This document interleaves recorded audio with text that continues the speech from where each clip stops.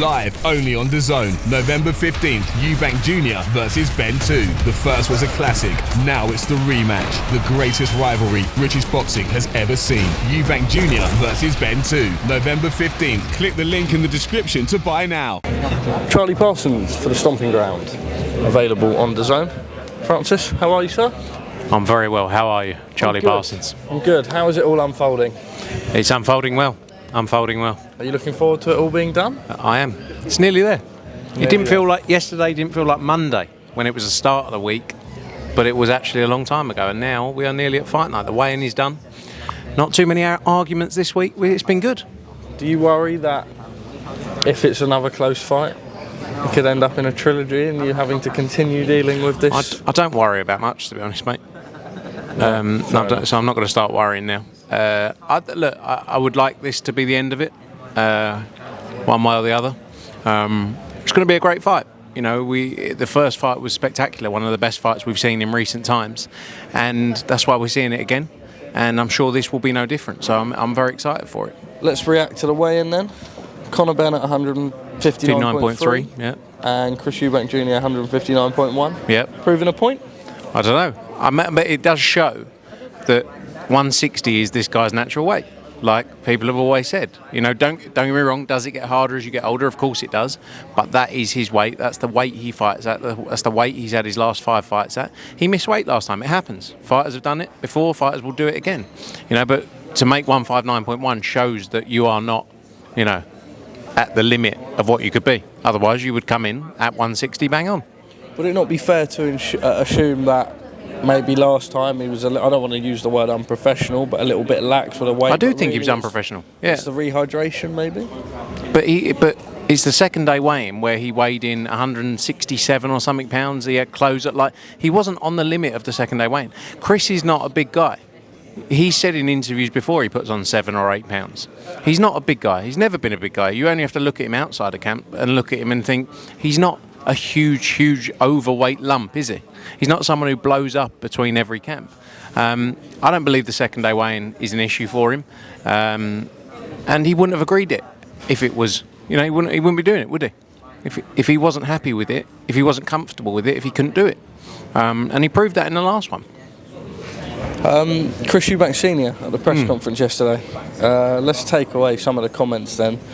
Basically called Nigel Benn a liar because of the whole payment to being there on fight night situation. What did you make of all of that? I mean, I don't really give it too much thought. You know, I don't know the situation in too much detail. They were both there. He turned up. You know, people didn't think he'd be there. He ended up there. It is what it is. Like, I haven't said he got paid for it. I think some people think he did. Some people think he didn't.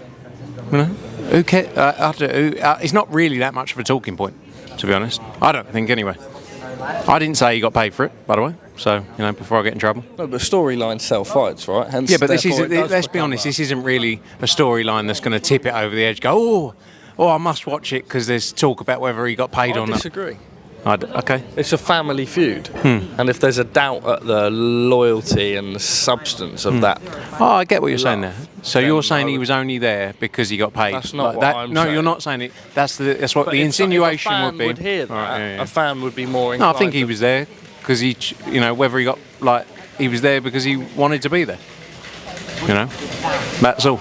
But yeah, is what it is. We've seen Ben Shalom again this week. I thought he's reappeared out of. It's like come out from behind the curtains. I thought he'd retired, to be honest. What's the relationship that you're aware of? I mean, you've always kind of joked a little bit about the relationship with him and Chris, but we've not really seen much of them together this week. What's your understanding at the minute? Chris doesn't care about anyone or anything. Chris does what makes sense for Chris. Financially makes sense for Chris. Chris is not with Ben Shalom because he's the second coming of Bob Arum or Don King, you know, or Eddie Hearn. Chris is with Ben Shalom because it made financial sense for him to be with Ben Shalom. Nothing else. If it wasn't money-led, he's not like, he's a lovely bloke, I must be with him because he's a great promoter and he's going to make me a fortune. It's just that's all. It's just money. He paid him a load of money to join him. They're not best of friends. But I don't think anyone can really be best of friends with Chris. Like, he's not that kind of character. Ben Shalom yesterday called Team Ben, Eddie Hearn, Matchroom liars. Did he? For a lot of the stuff that's unfolded. Yeah, I mean, he is possibly the biggest pathological liar on earth. So, you know, if we want to sit down and we do a lie detector test, me and him, I'll do it with him, because he lies about almost everything that comes out of the geezer's mouth. So, you know, but that's what people do. That's what narcissists do and liars do. They come around and they go, I'm going to change this sport. This sport's full of dirty, disgusting people, scumbags, and I'm going to come and change it. And what actually the truth is, most of the people that shout the loudest about that are the worst of the worst. And Ben Shalom is a complete and utter tool. He said yesterday that if you deal with a Matchroom boxing, you deal with things only from a financial side. The only care that Matchroom have is... Yeah, no, 100%. Oh, yeah.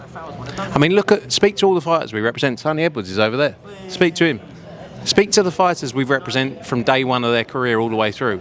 Look at what we've done for fighters. Look at the work we've done together with fighters. You know, it's not rocket science. Go and find me some people who say a good word about him. Please bring them down, line them up, and we'll have a chat about it. I'm sure a lot of people don't like me. That's fine, you know, but I'm true to my word.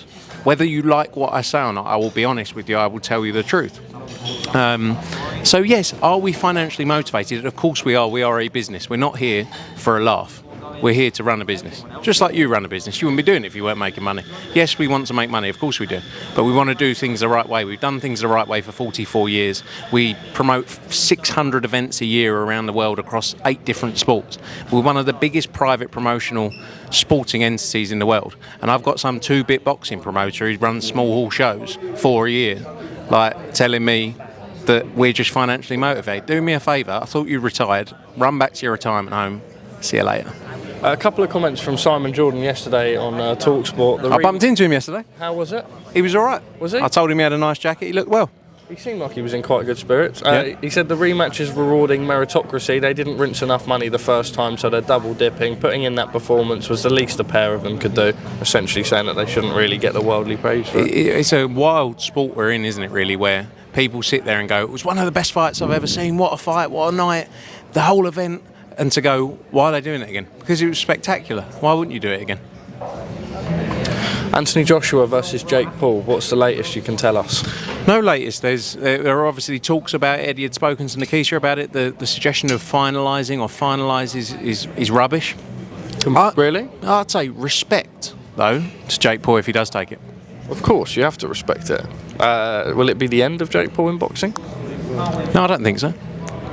Because I suppose you've got the cojones of going in and getting in with Anthony I think Joshua. this should be, if a deal did happen, this is what I think the deal should be. Jake Paul fights Anthony Joshua. This is what it should be. And when Jake Paul inevitably would lose that fight, his comeback fight is Eddie Hearn. How big would that be? That would be big, wouldn't it? How much money would Eddie have to get weighed in to take it? I'd represent him for that because I don't think you can be. I think you need representation. So, Nikisha, on that one, we'll talk. Obviously unrealistic, but we can pray for the day that we see it. Just a couple more quick ones. Obviously, he was meant to fight in an 8-rounder this year. Who, Eddie? I believe in Saudi Arabia. No, can you imagine? Anthony Joshua, he'll get weighed in between 50 and 70 million to fight an 8-rounder against Jake Paul, an easier opponent than someone in the 100 and top 20 on BoxRec. Would you say so? Would I say what? Well, he was meant to fight a top 120 heavyweight. Is Jake Well, Paul if he fought Jake Paul, it's just a warm. It's all the same, isn't it? It's all a whatever way you look at it. It's all a warm-up fight. So it's just securing a silly amount of money for a warm-up fight. It's all about the money, money, money. What are your probability chances of that fight happening next? I don't know. I've been focused on this. But I've been very busy. You have to have those conversations. Anything can happen, but nothing's done until it's done, is it? Am I right in hearing that if it does happen, it will be on Christmas Eve? I don't know, honestly, mate. You're making up a lot of stuff here. I'm not making things You are. up. We're just hearing things, and I have to ask you on those things, Francis. I mean, there's lots of things I hear every day. I don't sit here and ask you about them.